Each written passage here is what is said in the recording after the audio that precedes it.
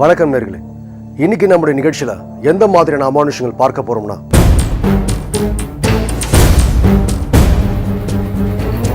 Photo எடுத்தால் மறையும் சிலை.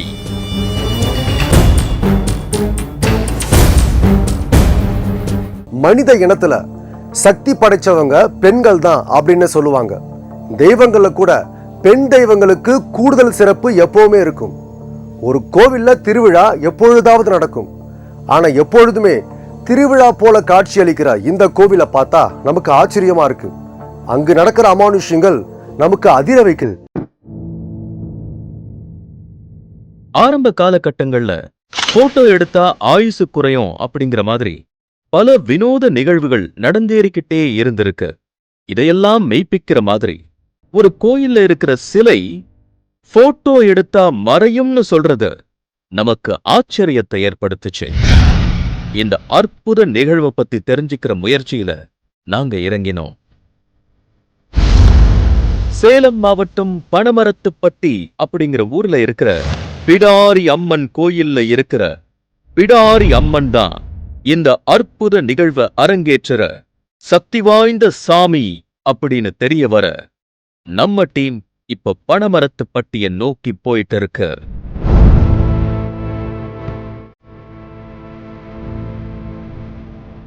பிடாரி அம்மன் கோயிலுக்கு போற வழிய கேட்டுக்கிட்டு எங்க பயணத்தை தொடர்ந்தோம்.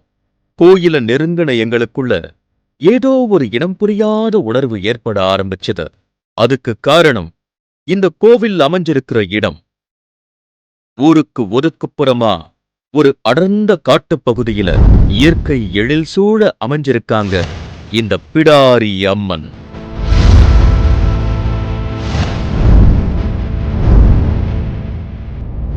கோயிலுக்குள்ள நடுநாயகமா பிடாரி அம்மன் சன்னதி அமைஞ்சிருக்க, அம்மனோட கருவறை வாயில்ல கற்கள் பா வடிவில மண்ணுல புதைச்சி வைக்கப்பட்டிருந்தது.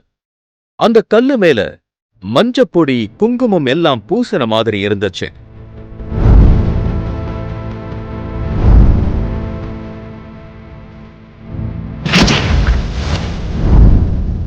கருவறைக்கு இடதுபுறமா கம்பீரமா அண்ணார்ந்து பார்க்கிற மாதிரி முனீஸ்வரன் சிலைகள் இருந்துச்சு.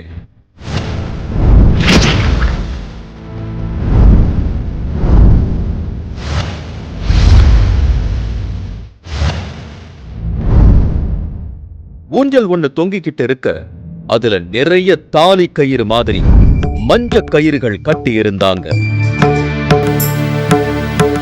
பார்க்க வித்தியாசமா இருக்கிற இந்த இடத்துல கோவிலுக்கு வந்த ஒருத்தர் தன்னோட வேண்டுதலை மனசுக்குள்ளேயே வச்சுக்கிட்டு அதுல மஞ்ச கயிறை கட்டினார்.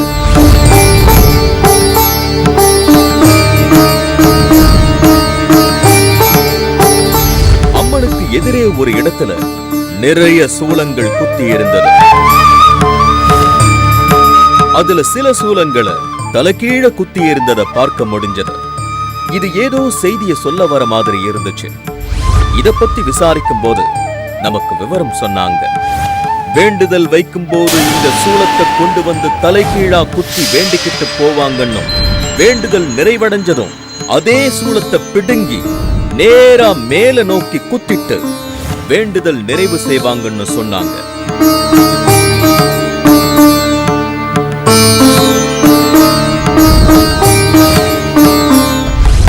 இங்க குத்தப்பட்டிருக்கிற சூலங்கள் இந்த பிடாரி அம்மனுடைய சாதனைகளை சொல்றது போலவே இருந்தது. இதெல்லாம் பார்க்கிறதுக்கு ரொம்ப வித்தியாசமா இருக்க, ஆச்சரியத்தோட நாங்க அங்கிருந்து வந்தபோது ஒரு வேப்ப மரத்துக்கு அடியில நிறைய மக்கள் கூட்டமா இருந்தது. அது என்னன்னு பார்க்க போனப்ப இங்க ஒரு வினோத வழிபாடு செய்யப்படுது. முதல்ல பூசாரி இங்க வர்ற மக்கள் கிட்ட அவங்க பெயரை கேட்டு சின்ன சூலத்தால எழுதி பிடாரி அம்மனை வணங்கி ஒரு பெரிய காரியத்தை செய்ய போறதா சொன்னாங்க. முதல்ல ஒரு வட்டம் போட்டு அதை சுத்தி பூக்களை வச்சாரு பூசாரி. இது மூவிலங்குன்னு சொல்லப்படுது. இதுதான் இவங்களோட அமானுஷ்ய கட்டுக்களை சரி பண்ண போற ஆயுதம்னு எங்களுக்கு சொன்னாங்க.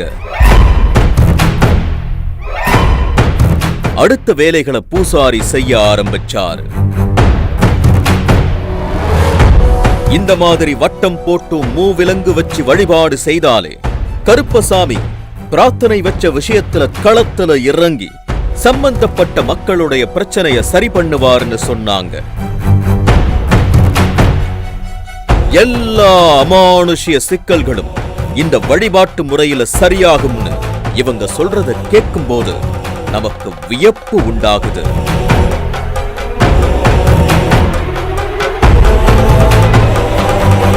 அதுக்கு சாட்சியா இந்த மரத்துக்கு பின்னாடி நிறைய மூவிலங்குகள் கொட்டி கிடக்கு. இந்த ஆச்சரியம் எங்களை விட்டு விலகிறதுக்கு முன்னாடியே அடுத்து ஒரு அதிசய தகவல் எங்களுக்கு கிடைச்சது.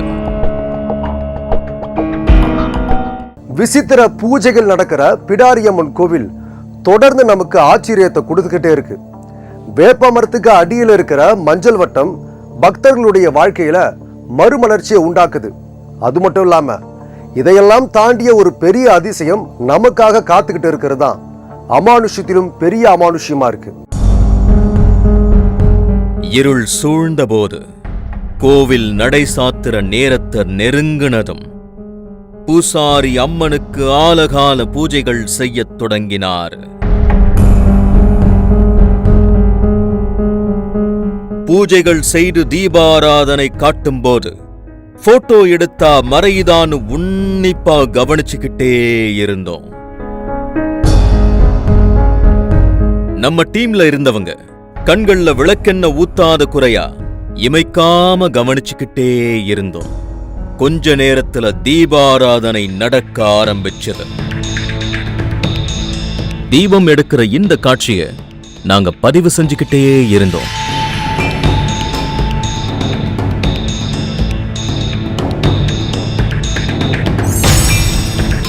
தீபம் காட்டும்போது அம்மனோட உருவம் படத்துல விழாதுன்னு இந்த ஊர் மக்கள் சொன்னது போல எங்களுக்கு அப்படி ஒரு மாயத்தடை எதுவும் உண்டாகல.